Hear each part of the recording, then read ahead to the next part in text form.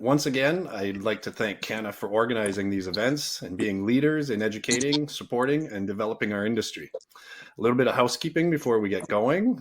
This is an interactive session, so we encourage any listeners to ask questions. You can submit questions directly on the platform here.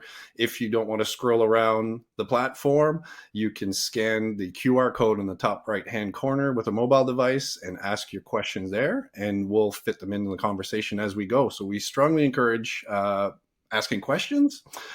Last but not least, but please welcome our panelists for today. We have a fantastic array of panelists from across the country. First, Abby Roach. She's a senior strategic account manager at McIntyre Creek Cannabis. They are an outdoor cannabis cultivation company focused on the medicinal and recreational markets in Canada and around the world. McIntyre Creek Cannabis has developed its own unique harvest techniques suited specifically for peak preservation of both cannabinoids and terpenes. Next, we have Conrad Blanchard. He's a manager at Cannabis NB in Riverview. Cannabis NB, the only legal retailer of recreational cannabis for the province of New Brunswick, manages retail cannabis sales for the province, providing a range of safe, legal products. The core focus of its retail model is youth protection, reducing the illicit market, education, and safety. Next, we have Natasha Raey. She is a prominent figure in the health, wellness, cannabis, and pharmaceutical industry, renowned as a serial entrepreneur.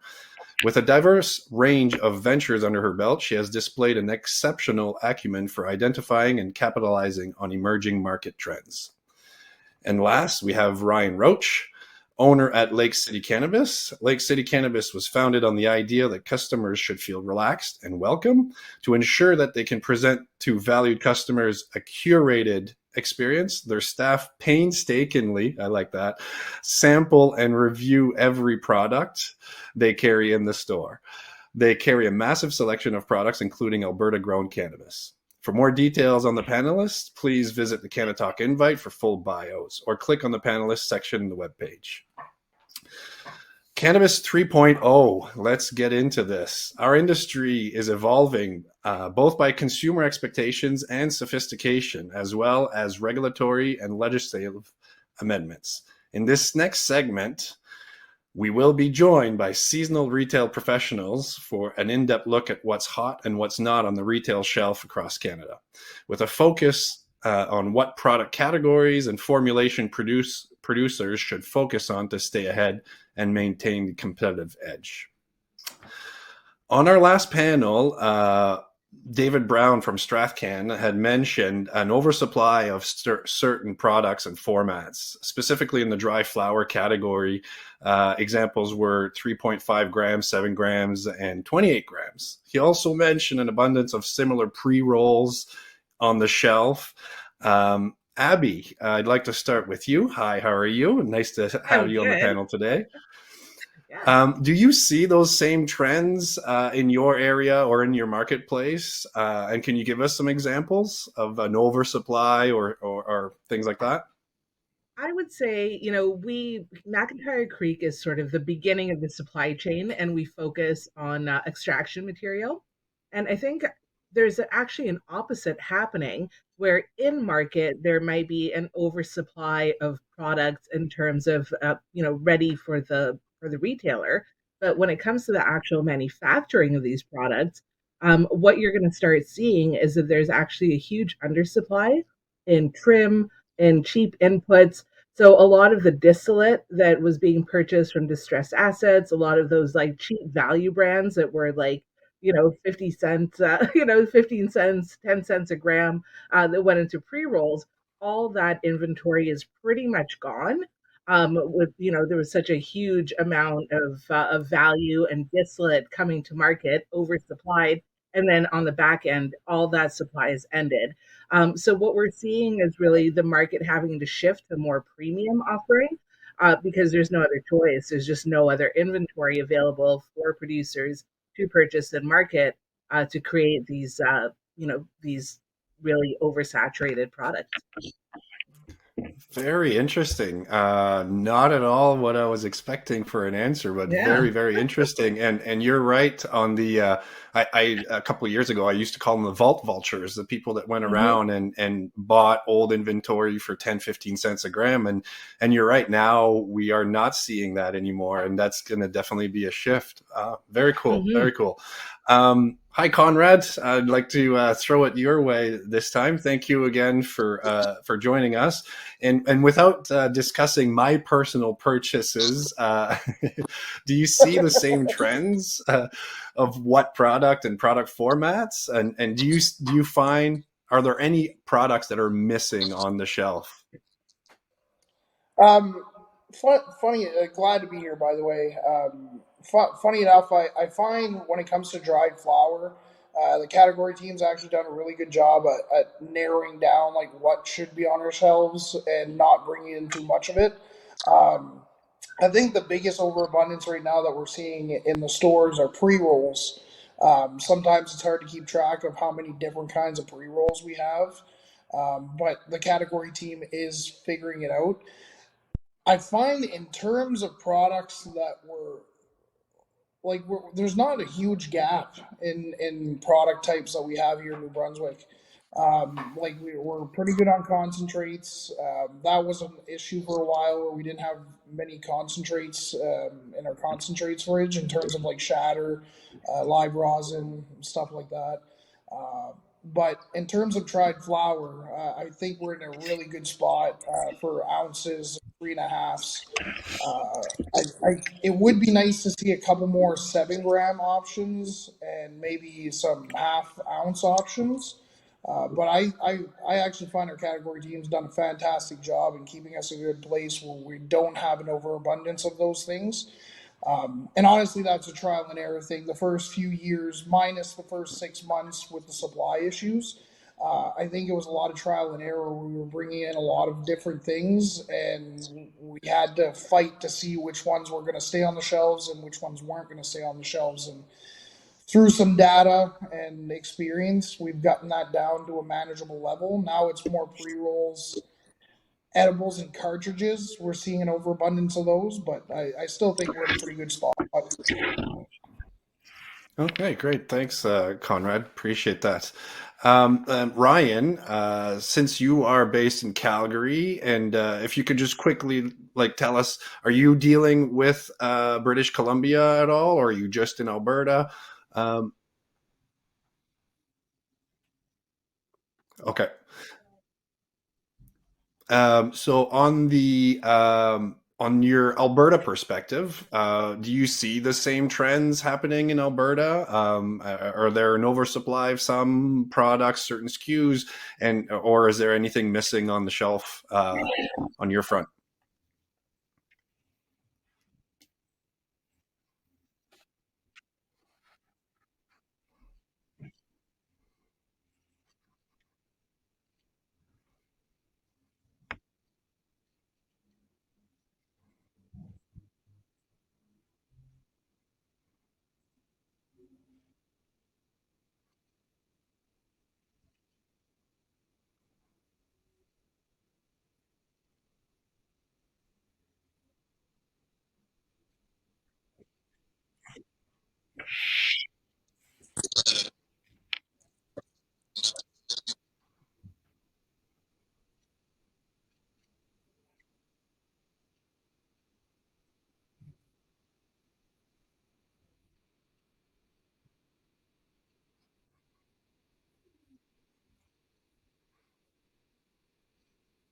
So that's one of the things that we're missing out on is we're not seeing a lot of the really great craft producers and larger producers who have decided that the market's kind of not worth it here. So we're missing out on a lot of those really beautiful items. They're starting to dwindle back in again, but it is one of the challenges that we kind of face here in terms of that regulatory mix of selection that we get. But the vape market is strong. There's a lot of selection in that world, and it comes down to differentiation at this point. And it's a matter of, do you want to be a live resin? Do you want to be a big terpy Hmm. flavor? Do you want to mix into the market? in some way. A lot of producers are trying exciting different hardware styles to see if that kind of moves the needle for people. So standing out in the crowd has become very difficult, but the Alberta market is the religion of the new. And one of the things we love here is brand new, brand new, brand new. And unfortunately, we are just struggling with that right now to find new and exciting and interesting coming through again. Okay, great. Thank you for that Alberta perspective. I usually don't do this asking the same question to all the panelists, but I find that this, because of how we're set up today, it's really nice to get all the perspectives. So, Natasha, I'd like to throw that same question to you on more on the Western front. What do you see as too much and not enough on the shelf? Yeah, I mean, definitely from when we opened until now, we're seeing a lot more product, but I'm not really seeing it as an overabundance, but it's just more in terms of what we're able to provide our consumers. When we first opened, our store had pretty much the exact same products as the other 4 stores in our community, but now we're able to provide more variation in products. And then we're really seeing the vape market is kind of blowing up. Like there's a lot of disposable vapes out there, and that's what people seem to really be interested in, and as well as the edibles. And our pre-roll shelf is always super stocked. I think we usually carry about 100 different kinds every week, and the consumers like it because they like having a bunch of variety. And with us, we're not hearing so much on the genetics side of things, but I guess it also depends on like your consumer base. Our consumers are just happy with the high THC and good value products. So there's definitely more than when we started, but again, I see it not so much as overabundance, but more good news in terms of variety and profit margins. Because when there's more product out there, we're able to buy it for less and offer it to our consumers for less. Absolutely. I'm gonna stick with you for another one, just because I know quite a bit of your background, and you do a lot of talks. Talking about the consumer demand that has changed, and it's kind of because our industry has also morphed a little bit. But do we find that our consumers have more product knowledge? Is that what's affecting the cannabis industry and the products being bought today? Are consumers being more knowledgeable today? Sorry. Yeah, I would definitely agree with that. I mean, a lot of the consumers who came to our store or who come to our store never really bought cannabis in the legacy market. So it's like my mom and dad's age, and people who are trying it out because their children or grandchildren told them CBD was good for them, or they're buying it for their pets. And so there's a lot of research that they're doing beforehand. And then those who did come from having purchased in the legacy market, already had that knowledge base, but are now more in tune with brands. So we do have people who are coming in and asking for specific brands. Packaging is still a big thing. People really like those nice looking tins and whatnot. But I think your average consumer is way more knowledgeable than they were before. And I think there was a lot of, is the legal market going to do okay? Are people still going to want to buy from their dealer? But we're definitely seeing a shift in consumers actually talking about how they trust this market and how they trust all the regulations that the products have to go through, which is not something that I was expecting to see, but is nice to see. Yeah, no, yeah, that's right. I'm glad you said that. Trust. That's a big thing that the whole industry is supposed to bring, right? Is trust and confidence, and then controls. Abby, I kind of want to follow up on regarding like consumer knowledge, but kind of specifically attack this THC race that we all are in by default, I guess. I feel, and I know others as well, I feel that this THC race has potentially come to the detriment of equal or better flower. Are consumers starting to be aware of this? And like, are we finally going to see a premium flower that's a 22%, and it's a premium flower? Are consumers looking for that? Yeah, I'm going to tackle this on 2 levels. Number one, the cause. So the root cause of the THC race up, to me, is packaging, and the fact that consumers are reading, they're reading the label as if it was food, right? We're giving them a bunch of scientific information. I've been consuming cannabis since I was 13 years old. I'm in my mid 40s. I still cannot tell you what 90% of these terpenes smell, taste like, or do. So the average consumer who isn't in the industry and doesn't understand, to them, high THC means good. Package on date is means this. So they're reading it like milk. And what happened due to this, the fact that they can't, see the product, is we've come with this, huge like race to the top of who can get to the 50% infused pre roll and 30% flour, like, and so it's kind of verging on ridiculous. But we're seeing it. I just purchased Compound Genetics came to Canada, and I didn't even realize I was just pumping. I was like, oh, great, Compound Genetics, and when I got it, it was a balanced, and I was like, huh, how interesting that Compound Genetics came to Canada with a balanced flower, and it was fantastic. So yeah, I think eventually consumers will just start to realize that good cannabis doesn't mean high THC. And I think a lot of it, that like race to the top with vapes and distillate, where like your vape had to be like 90 something percent to be successful, that is going down because people are understanding that true to flower is not going to be 90%. 90% is distillate.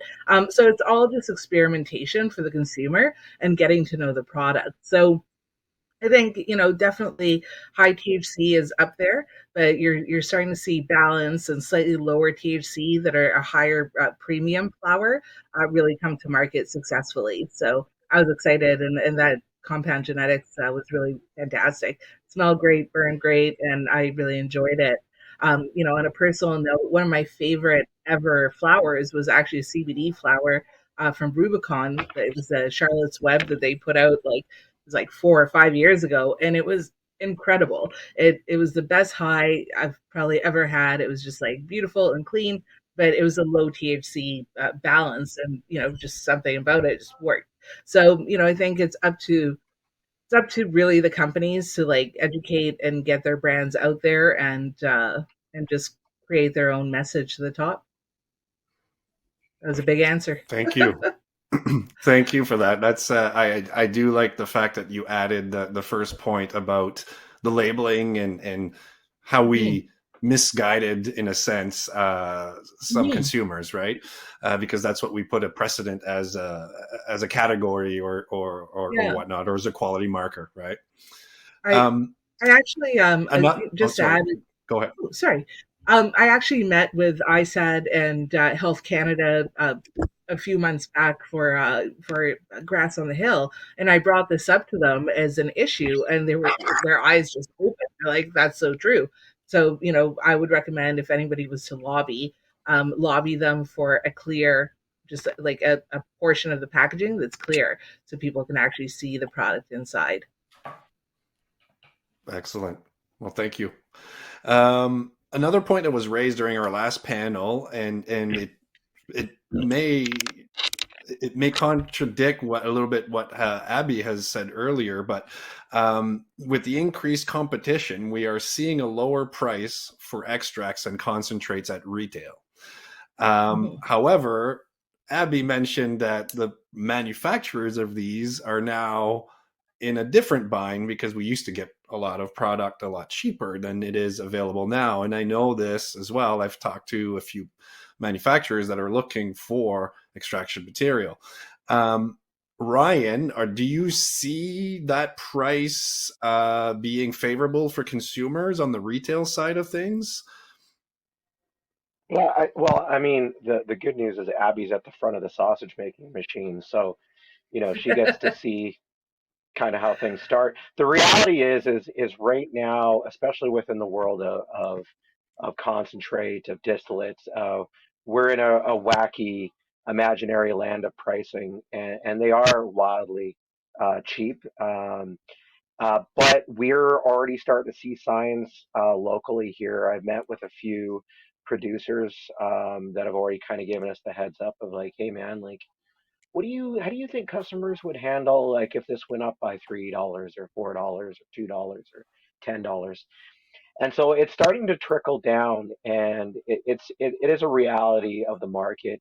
The average vape right now is sitting under $30 here in Alberta. We're selling some of our 1 gram carts at $24.99.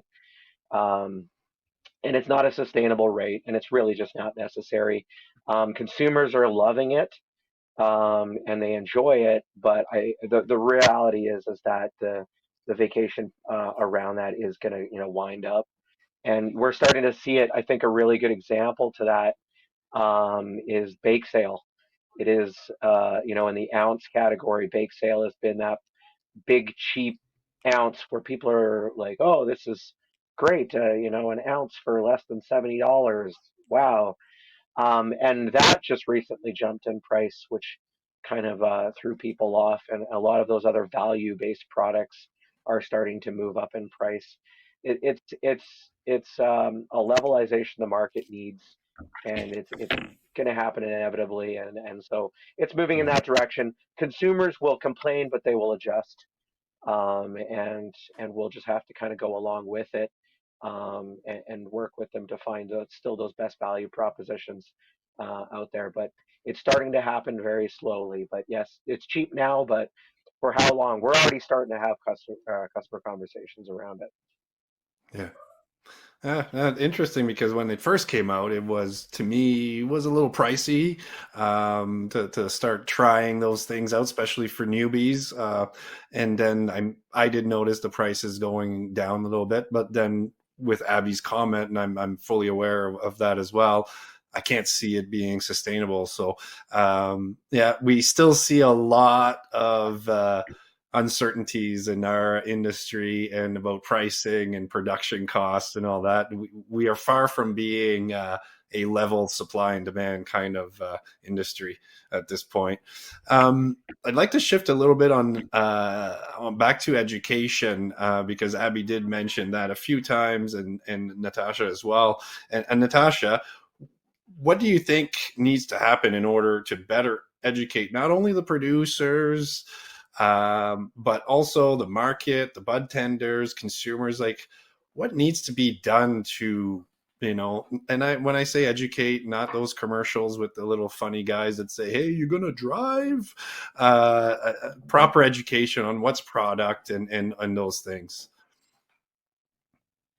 Well, I mean, I think there's so many resources that do already exist for education. I mean, I think we've unfortunately had some lessons around compliance. So that was a pretty quick study in education for our bud tenders. But, I think it's more about like what's credible and what are we actually allowed to tell our consumers, right? Because we always take it from the wellness lens. We're not there to provide any medical advice, but we can't prevent the fact that a lot of people are coming in looking for products based on health ailments. And so I think we need to do more education on how do you craft that messaging so that you're still in line with regulations. And then also just in terms of like what's emerging and what's new, and I think when we had Lyft and different resources like that, we had sort of a community for people to come to. And I think that still exists, but maybe because I've been kind of like out of that cannabis community world for a little while, so I'm not so sure about what there is, but I'm not sure that consistency is still there in terms of the groups of the people and the education that used to exist in the heydays of cannabis when we were all always together. So I think, we can maybe do a little bit more in that area. But I know like even within our own teams, like our staff team was great at, connecting with each other and sharing things. And so maybe we just find ways to do that on a bigger scale. And of course, if we're talking about education, like I think we still have to do a lot with our government partners. There's just like I could talk about that for hours, but I think, there still is a lot of lack of understanding in terms of what we need as business owners and what we don't need when it comes to government, I guess, assistance and interference. So I think, that might be more of an advocacy piece, but advocacy and education too, for me, go hand in hand. Yeah, absolutely.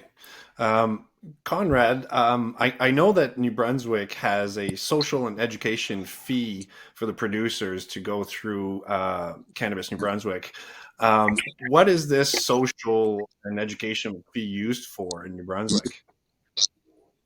So basically, that's a government province of New Brunswick requirement. It's not actually a cannabis MD requirement. It's a government requirement. So I believe it's 2% that the producers need to pay to the government. That goes into a pool. That's you can and basically any organization can access it if they want. I know Cannabis NB, we've tapped into that pool a couple times. One of them specifically for the Good to Know campaign, um, where we took a bunch of data and research that people have done on illicit market products to try and figure out like what they were containing. Like was the THC actually being tested or not? So that was something that we tapped into for that. I know public health has tapped into it as well, but it's something that anybody can tap into. There's forms that the government give you to fill out, and then you can use it for information sessions. Like I said, the Good to Know campaign, where we were letting people know what we're finding in illicit products and different things like that. I know Manitoba had one for a while, but they've since gotten rid of it. I don't think there's any plan to get rid of it in New Brunswick yet, but that's the gist of what we use it for. Yeah, that's very interesting, and thank you for clarifying that it's not a Cannabis New Brunswick thing, that it's a New Brunswick government thing to keep going in the industry. So thank you for that. For the other three panelists, Conrad just mentioned Manitoba, but any other provinces? Abby, do you know of any other provinces that are doing the same thing? Well, Ontario doesn't necessarily have a fee, but they do take a percentage of what comes in, and they put it through to like social responsibility. So in Ontario, you've seen the OCS, with Jenna at the helm. Great to have her there, but she's really taken it to the next level. So they sponsor a lot of BIPOC events, a lot of conferences. The OCS will give sort of locations for women, for minorities, whatever else not. So they're really doing a lot in terms of public education as well. So it's been really nice to see what the OCS has been working on in terms of just social responsibility. I think they've taken it on a really nice trajectory where it's very consumer engaging and very industry supportive. So it's really nice to see what they're working on. Yeah, absolutely. Ryan, Alberta, do they have a program of some sort for education or any fees associated with it specifically? I'm not actually clear on the fee thing, so I'll pretend not to be stupid and speak up on that. But in terms of social responsibility, AGLC they've always really had a social responsibility program prior to cannabis. They have it in the liquor side, in the gaming side. So the social responsibility aspect for them has always been a big portion of that. We're required as retailers to do portions of that social responsibility. So we're required to have certain things hung up on the walls here. If you, I'll take this as an opportunity to plug my website, but if you want to go to lakecitycannabis.ca, you can check out the little social responsibility banners that we have to put up if we want to do delivery and have an online menu and stuff like that. So yeah, no, there's AGLC definitely does it. It's a big portion of what they do. We often as retailers wish that there was maybe a focus on other portions that they could intermingle in there. But in terms of that, it's always been a big part of their programming. Awesome. And last but not least, Natasha, any big programs in BC? There's just like the education program that we're required to go through as retailers, and then there's always the sort of public education campaigns around driving and impairment. So those are the main ones that I am aware of, but there might be something new, and I'm not going to pretend I know what it is because I don't. So it sounds like it's pretty much the same across the board. It's a lot more about safety than consumption, and one can't come without the other, in my opinion. I'd like personally, I would like to see a little bit more on education compared to scare tactics of safety and don't drink and drive. Yeah, for sure, that needs to be out there, but also a better understanding of the differences of products, right?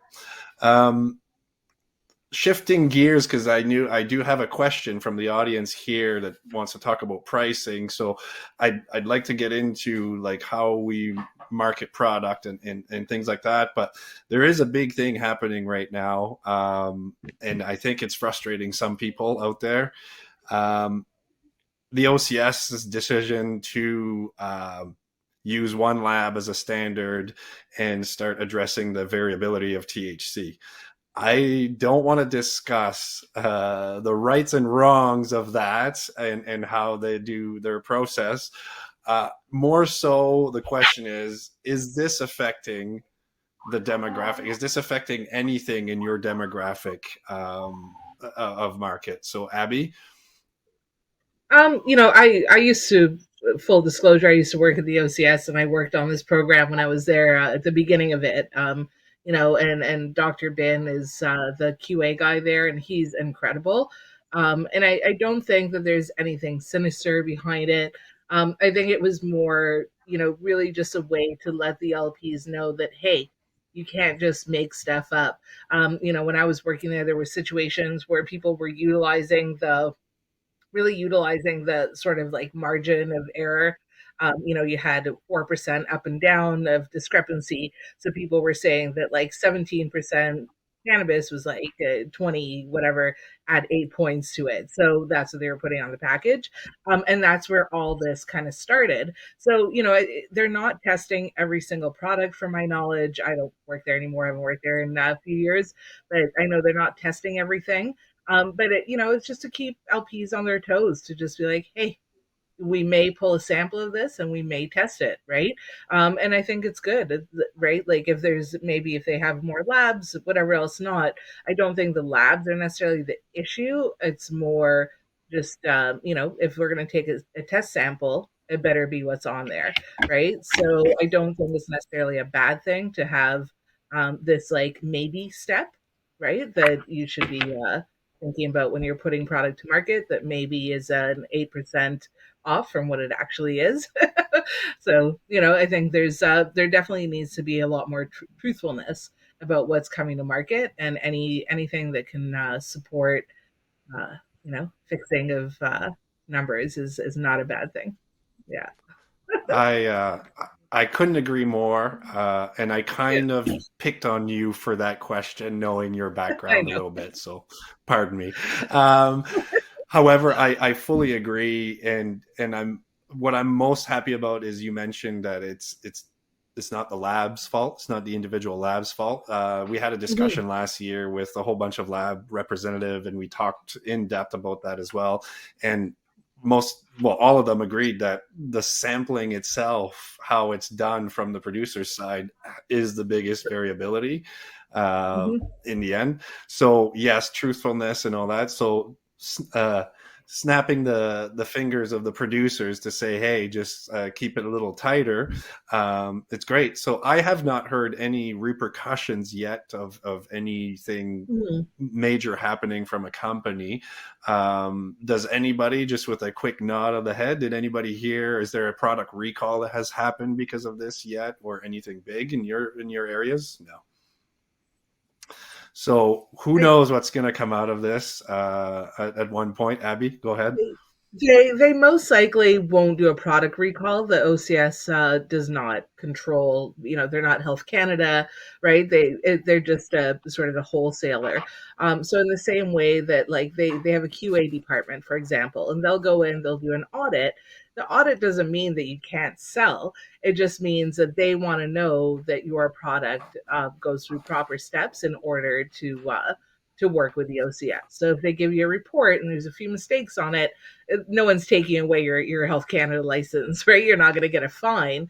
But the QA team is there to just validate and make sure that the product is safe. So I think this is a part of that process. No one's going to get their hand slapped, or, but there'll probably be is sort of internal repercussions in terms of merchandising, vendor scores, that kind of stuff. In short, this really is just going to increase confidence into our industry. Right? I mean, that's essentially what it is. Yeah. Now, I know that we have, it's a retail talk about retail markets. We have a lot of producers listening in that are interested specifically on product listings and pricing. So I'd like to get into that. And again, I'm probably going to ask the same questions to multiple folks on the line here. But first and foremost, how can a producer go about product selection? Not on your side, but how does a producer say, I should grow a 3.5? I should sell or package a pre-roll. We know lots of producers that are great at growing, but they don't necessarily have that. So where can we get some of this information? I'll start with Conrad. Yeah, thank you. I know, like, I can't speak for other provinces. I know Cannabis NB, like, I'm in contact a lot with the product team, the category team. I know they are constantly looking at trends and data. They pull mountains of data from our sales trends. And I know when they're talking to licensed producers, they'll actually point them in the right direction. Like, hey, there's an opportunity for this. We're a little light on these things. Is there any way you can bring it in? And there's actually been producers in the past that started growing specific things that we were looking for just based off conversations we were having. I think really the biggest thing right now is after 5 years, I know we're only 2 years or 2.5 years past phase two, but there is starting to be a lot of data out there. Customers are starting to show their real trends and where they're leaning. I mean, over the last year and a half, we've seen a huge shift towards cartridges, even from dried flower customers. So I think the biggest thing for us here in New Brunswick is that our category team is fantastic looking at trends, data, having conversations with the licensed producers that we deal with to let them know, hey, this product's working or this product's not working. There's a need for this certain product, so maybe you can look at that.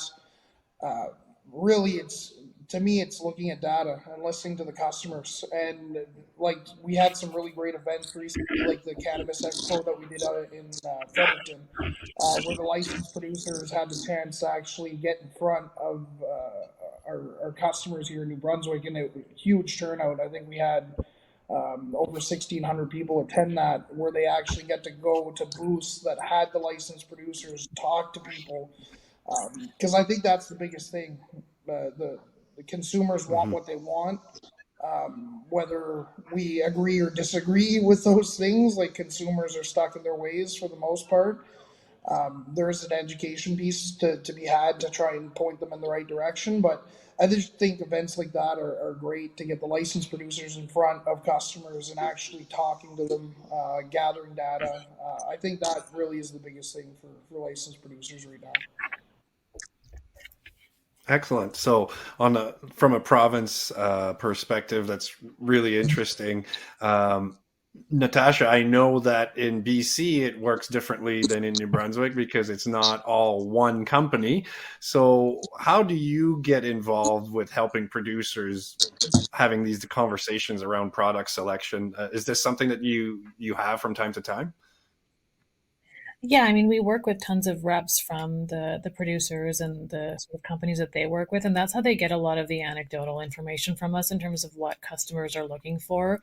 We're also pretty data driven at our store, so we're always, keeping track of what people are asking for. If we don't have it, like, seeds are things that sometimes people want them and sometimes they don't. So, like, we're always collecting that information. So then it's a matter of the producer, taking the initiative to come and talk to us about that, because we're not really like readily giving that information if they're not asking for it. But we do have pretty good relationships with a lot of the reps who are coming in and doing education for our staff, doing pop-ups. So in a lot of ways, that's how they're getting a lot of information as well, as seeing like who's buying what when they're actually at the store. So it's really an observation and data exercise, which is how we are providing that information to the producers.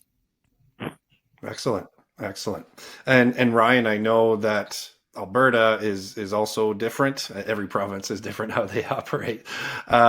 So, how are you involved with helping producers, yeah, make some product selection and come to market? Yeah, I mean, I consult regularly with a couple different producers on kind of what's happening in the market, and there's no shortage of data available out there, anecdotal or hard data on it. I think the reality is these days is that the product spread is pretty even. I can't say that there's a shortage in one area or another. I think it becomes in a two-factor sort of equation. And the first is predicting seasonality in product movement. We're heading into pre-roll season here, where pre-rolls pick up, and you have a real good opportunity as a producer to drop some pre-rolls into the market and make a splash if you can figure out the next portion of that, which is capturing that lightning in a bottle. And every producer wants to capture that lightning in the bottle. Everybody wants to be a Reddy's. Everybody wants to be a Shred. They all kind of want to grab that thing to, I grab that, but it's very difficult to do so. And it's probably less than 1% of products that's released to market end up capturing the market in such a fashion that they either shape a category or control a category. So, it comes down to producers understanding, are we in a season right now that will benefit us to release these types of products? What is the cadence of that release? So if we have a couple different 3.5 grams that we like to have, does it make sense to jump them all at once, or do we throw them in a mix? And it's kind of understanding that. I think it really comes down to, as a producer, knowing what you're doing and how you're doing it for the customer selection. Is it a value-based product? Is it a premium-based product? Is it a unique sort of thing? So, you really have to understand timing, looking ahead at what you're going to be doing, and then really understanding the market and which customers need what. And is it going to be something that'll make a splash, or is it just going to be something at the bottom of the pool? Awesome. And then, last but not least, let's go to Ontario. Abby, I wouldn't mind if you could give us like kind of two perspective, a little bit about kind of McIntyre Creek, how you can help get product selections out, and maybe a little bit about the LCS. I hate to come back to the LCS always, but I mean, your experience speaks for itself. I kind of want to start off by saying, how do you choose a product to go to market? Number one, know what your operational capability is. If you can't make vapes, probably don't make vapes. Like if your operational capabilities don't allow you to make a product, try and stay away from it, because co-packing it is going to be expensive. So try and really stick to your lane and figure out what it is that you're best at, and focus on it.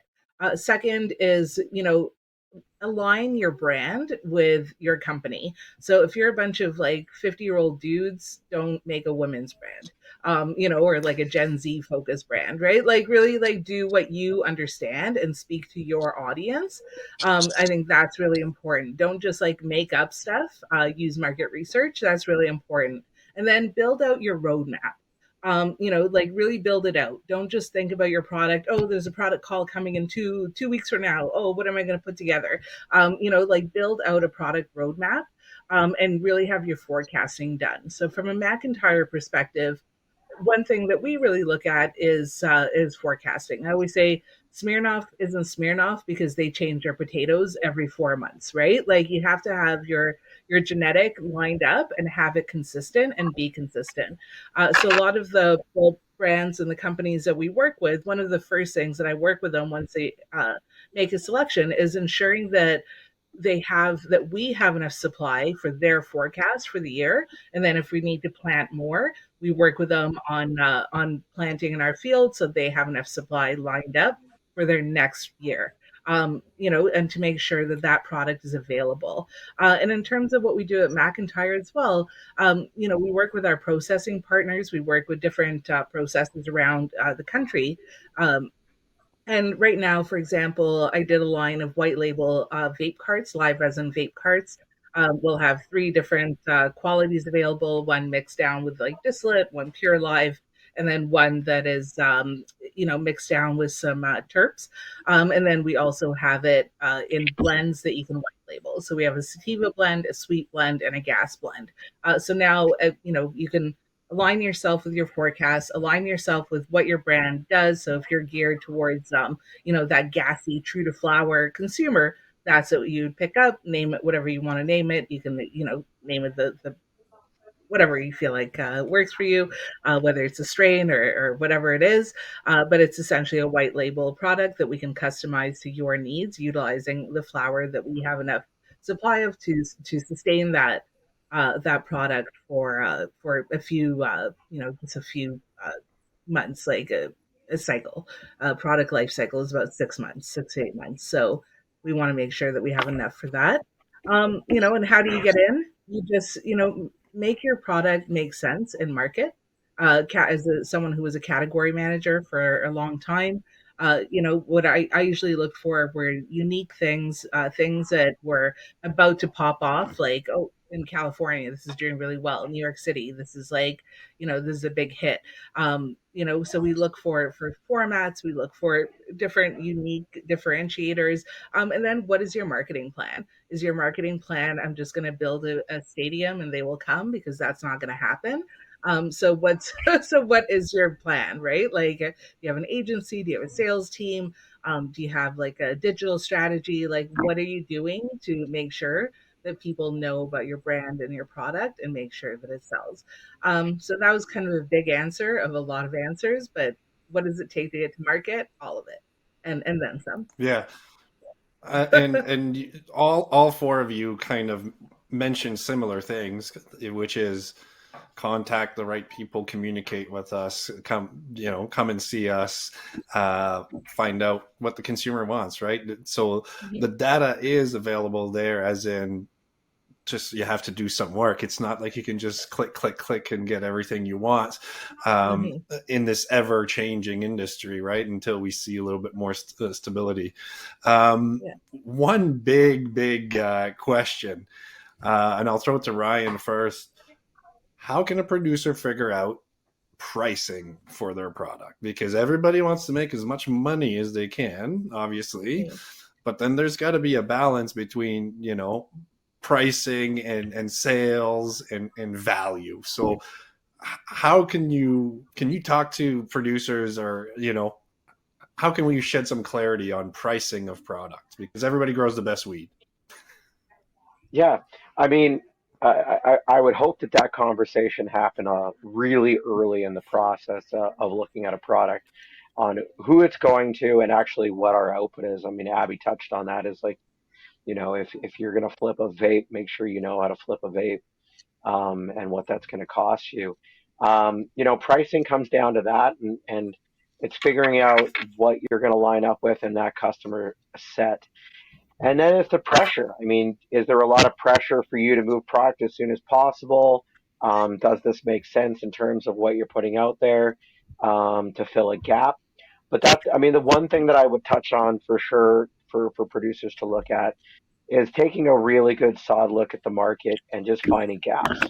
Where is a market sitting less on all? Ounces are one of my favorite categories, because the vast majority, it's close to, I believe it was last time I looked, it was over 80% of ounces in Alberta fall under the MSRP of $120. So the vast majority of ounces are far cheaper than 120, which leaves a massive gap in above that. And when you start getting into premium ounces, the percentages get even lesser at that point. So when we start looking at 180, 190, $200 for those, so there's always opportunities to do that. But there are groups out there that have bucked the pricing and figured out who to engage with a market, understood their consumer, understood what they were out there. Motif and their box hot product has absolutely killed in the market. It's not necessarily the highest THC vape out there, but what they did is they came with a good brand. They came with trustworthy hardware that customers could consume and reconsume and not feel uncomfortable with. and even at a higher price point, absolutely came in and rocked things. So there's opportunities to price where you want to price as a company, but you've got to do the work to see if you want to be at the book end of the cheapest product, or you want to be the book end at the end at the more expensive product, and figure out that value proposition, because a consumer will buy it once, but if they can't buy it twice, that's where you're going to really run into problems. Yeah. Conrad, from a very like a provincial side of things, because I know that you don't have control on pricing and all that compared to private retailers. What kind of conversation are you having about pricing for products with producers for New Brunswick? A lot of it comes down to like what they're offering us, right? So when they're having those conversations with the category teams, they're coming at us with offer sheets and what they're looking to get for their product, and then we obviously have a markup that we want to achieve to be able to make money in this province. So we're always negotiating. We're constantly negotiating with the licensed producers, and I think you said it bang on earlier. Everyone grows the best weed. Because if you listen to every rep that comes to present their product, like their product is the best thing that's ever existed, and you can't argue with them about that, right? So pricing is definitely like I wish I had a little bit more information for you guys on this one, because I don't see the background of that one all that much. I just kind of see what it comes in at, and we do our thing. But I also will tell you that the market, the customers at the end in New Brunswick decide what sticks around, what doesn't stick around. Because there's definitely been a lot of premium products that come in, and it just hasn't moved because the customers either don't believe it should be at that price point, or sometimes you see companies leave money on the table where they're actually coming in with a really decent product coming in at a low price point, and they're probably leaving a little bit of money on the table. Yeah, I wish I had more information on you on this one, because, like I said, I don't see the background of the negotiations happening all that much. I just know that our category team's gotten a little bit of a reputation of being difficult to negotiate with. But yeah, other than that, I don't have any other. Does your team give at least some insight to producers to say, like, maybe you should be in this price point, or you leave it at from the producers to make that No, for decision? sure. Like we share data with them, and we let them know kind of where we think their product should land on our shelves as well. Again, sometimes it's an easier conversation to have because people are more realistic, and sometimes the producers just don't agree with where we're putting it on the shelves. But they're definitely, like I said, the category team has really good relationships with the licensed producers, so they're constantly adjusting and having those conversations. If something's not moving fast enough, we have conversations with the licensed producers to try to bring that price down a little bit so we can get it moving. But yeah. Okay. And Ryan, how does it work in Alberta? Do you have a little bit of control into pricing and talking with the suppliers, or does it have to go through the province and they make the decision? Yeah, so the AGLC acts as kind of the middleman, essentially. So if Abby wants to get a product here to Alberta, which I hope she does, they go to them. It goes into a market call to see if it's going to make it into a certain segment when we're going to allow for releasing, and they green stamp product A, but they don't green stamp product B and C. And then it just kind of goes from there. They cut a PO at that point. They directly order the product from the producer, and now it goes into the system.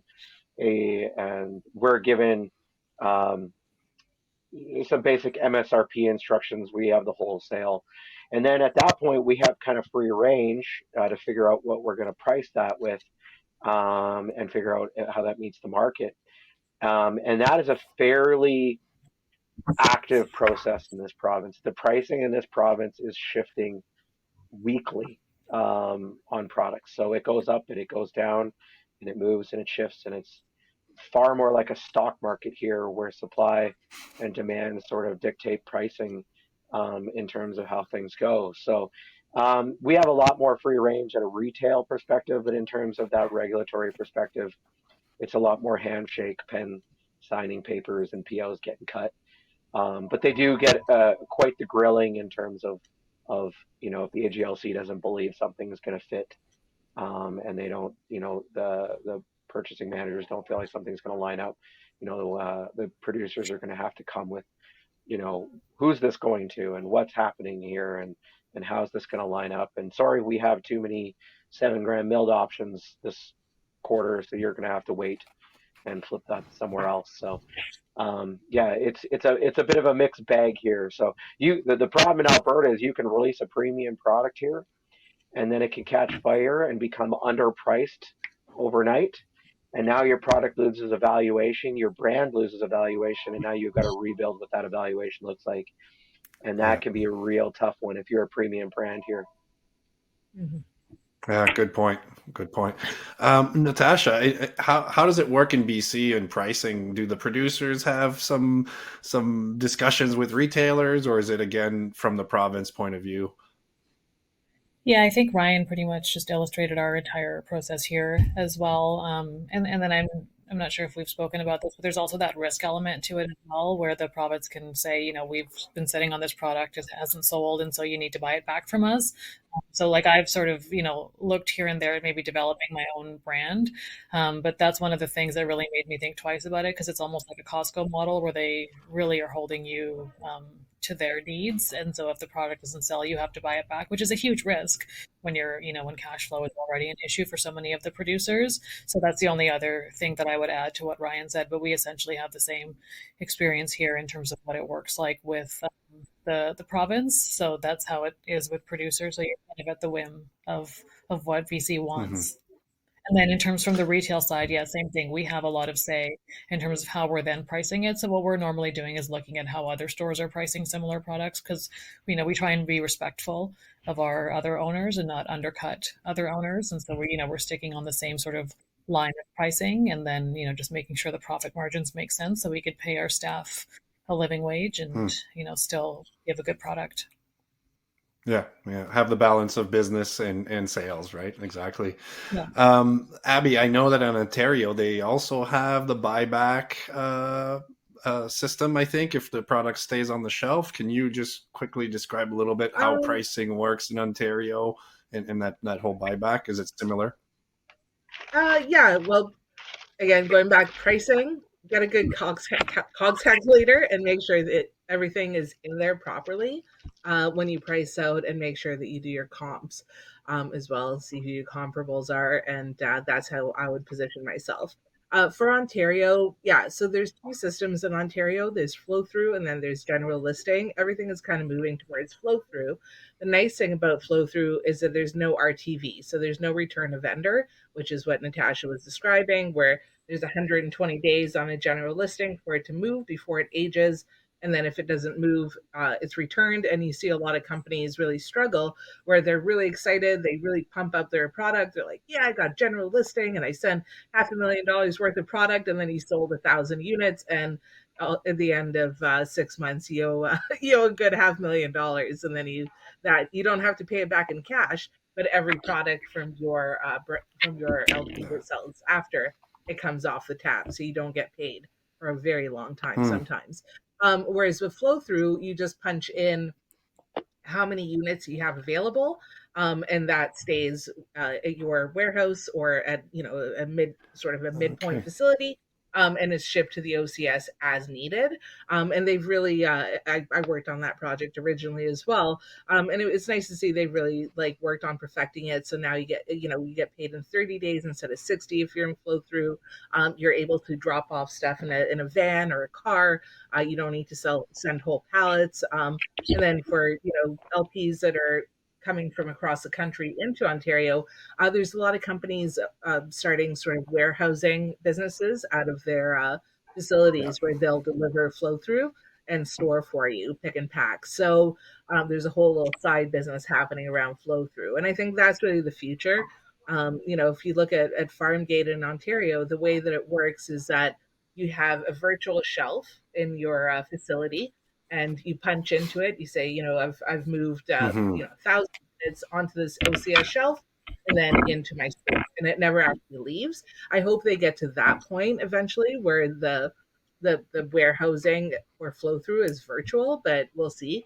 For Yeah. now, it makes it easier for them in terms of QA to have everything go to the DC. I know that for a fact. People don't think about the fact that there's like a big QA system in the middle that the provinces have to look after as well.